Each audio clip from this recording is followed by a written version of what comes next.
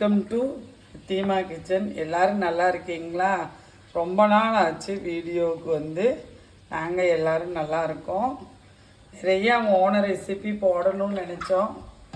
கொஞ்சம் உடம்புக்கு முடியாதனால நிறைய ரெசிபி போட முடியல. நான் கற்றுக்கிட்ட ரெசிபி எல்லாம் ஷேர் பண்ணணும்னு நினச்சேன், முடியல. இடையில பண்ணுறேன். நான் திருநெல்வேலி சொதி பார்க்கலாம் பாருங்கள். நான் கேரட் எடுத்திருக்கேன், உருளைக்கிழங்கு எடுத்திருக்கேன், பீன்ஸ் எடுத்திருக்கிறேன், முருங்கைக்காய் எடுத்திருக்கிறேன். எல்லாமே முக்கால் பாக வேக வச்சு எடுத்துட்டேன். இப்படி அமுத்துன்னா உடையக்கூடாது, நீளமாக தான் கட் பண்ணணும் இதுக்கு. அது மாதிரி பாசிப்பயிறு பருப்பு நம்ம வீட்டுக்கு தேவையான அளவு எடுத்துருக்கிறேன். சின்ன வெங்காயம் எடுத்திருக்கேன், பச்சை மிளகா காரத்துக்கு தகுந்தது எடுத்திருக்கேன், இஞ்சி எடுத்திருக்கேன், இஞ்சி இவ்வளோ எடுத்திருக்கேன். இது மாதிரி முதல் தேங்காய் பால், ரெண்டாவது தேங்காய் பால் எடுத்து வச்சுருக்கேன். இருக்கிறதெல்லாம் ஒரு தேங்காயோட அளவுக்கு எடுத்திருக்கேன். இது வந்து இடிச்சிட்டு வந்துடுவோம். 1க்கு 2 சதைக்கணும். அது சதைச்சிட்டு வந்துடுவோம். இது மாதிரி நான் சதைச்சி எடுத்துட்டேன். இப்போ வந்து நான் கடுகு போட்டுக்கிறேன்.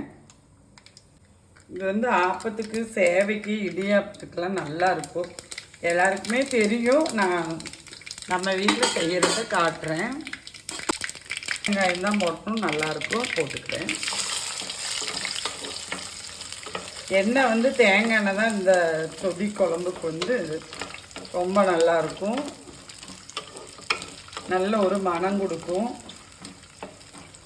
இப்படி பாதி ஆனால் போதும். நம்ம இடித்து வச்ச இஞ்சியும் பச்சை மிளகாயும் போட்டுருவோம். இதுதான் இதோட இந்த சொதியோட காரம். பச்சை மிளகாயும் இந்த நம்ம தேங்காய் எண்ணெயில் போட்டோன்னே நல்ல ஃப்ளேவர், நல்ல மணம் வருங்க. இந்த டைம் வந்து நம்ம இந்த மணம் நல்லா வந்த பின்னாடி நம்ம இந்த காய் வந்து முக்கால் பாக வேக வச்சுருக்கிறோம்லவா, அதையும் இதில் போட்டுக்கலாம்.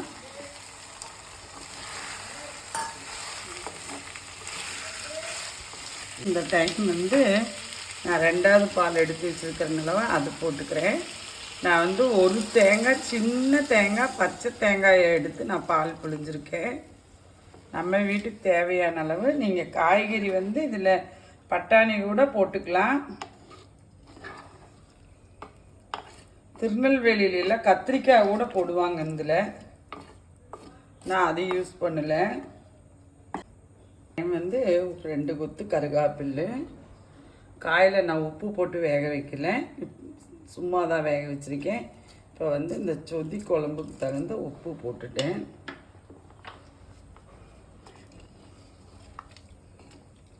இந்த தேங்காய் பாலில் ஒரு 5 நிமிஷம் ஒரு கொதி வந்து உன்னையும் நம்ம 2வது பாலில் இந்த சொதி குழம்புக்கு வந்து நம்ம மஞ்சள் பொடி போட்டும் செய்யலாம், போடாமையும் செய்யலாம். நம்ம சேனலில் ஆல்ரெடி ஒன்று போடாத ஒரு சொதி குழம்பு கூட இருக்கும் பாருங்கள். இதுக்கு நான் கொஞ்சம் மஞ்சள் பொடி போட்டுட்டேன். அது மாதிரி சின்ன வெங்காயம் வந்து முழுசாக, ரொம்ப பெருசு இல்லை, மீடியம் சைஸு முழுசாக நம்ம போட்டோம்னா அது இந்த குழம்பு ஊற்றி சாப்பிடும்போது ரொம்ப நல்லா இருக்கும். அது செஞ்சு பாருங்கள். இல்லை நல்லா முக்கால் பாகம் வெந்தது இல்லவா, அந்த பபிள்ஸ் எல்லாம் நல்லா வந்துருச்சு. இந்த டைம் வந்து நான் இந்த சொதி குழம்புக்கு தகுந்த பாசிப்பயிறு வந்து நான் எடுத்து நல்லா வேக வச்சுருக்கேன். அது இதில் போட்டு போகிறேன். நான் செய்கிறதெல்லாம் நம்ம வீட்டோட அளவு, நம்ம வீட்டுக்கு தேவையான அளவு. அளவெல்லாம் உங்கள் விருப்பம் போல், காரம் அளவெல்லாம் உங்கள் விருப்பம் போல் எடுத்துக்குங்க. தேங்காய் பால் எல்லாம் போட்டது வந்து இந்த அளவுக்கு பிறண்டு வந்துருச்சு. இப்போ வந்து நான் ஃபஸ்ட்டு தேங்காய் பால் ஊற்றிக்க போகிறேன். நீ ரொம்ப நேரம் நம்மளுக்கு அடுப்பில் இருக்க வேண்டாம், கலந்து விட்டுறணும்.